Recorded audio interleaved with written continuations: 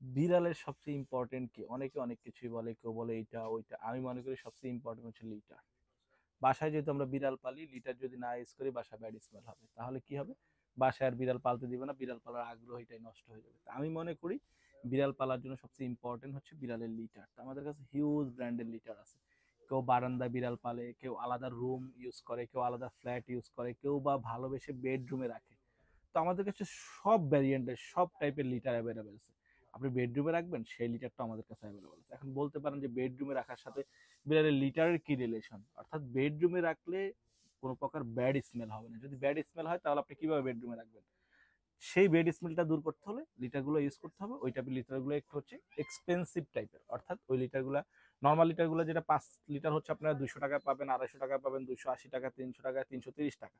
কিন্তু ওই লিটারটা হচ্ছে 6 লিটার পেয়ে যাবেন 650 টাকা মিনিমাম। এই টাইপের লিটারগুলো আপনি ইউজ করবেন বেডরুমে, ইনশাল্লাহ বেডরুমে কোনো ব্যাড স্মেল হবে না। ইভেন আপনার বিড়ালের কোনো স্কিন রিলেটেড প্রবলেম হবে। যত সস্তা লিটার ইউজ করবেন, যত কম দামি লিটার ইউজ করবেন, তত আপনার বিড়ালের স্কিন রিলেটেড বিভিন্ন প্রবলেম হলে, পোকামাকড় হবে, ফাঙ্গাল হবে।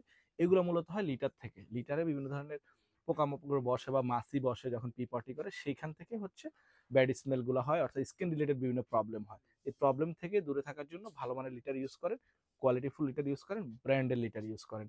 আপনার বিড়ালটা সুস্থ থাকবে, আপনিও প্রাণবন্ত থাকবেন। Thank you.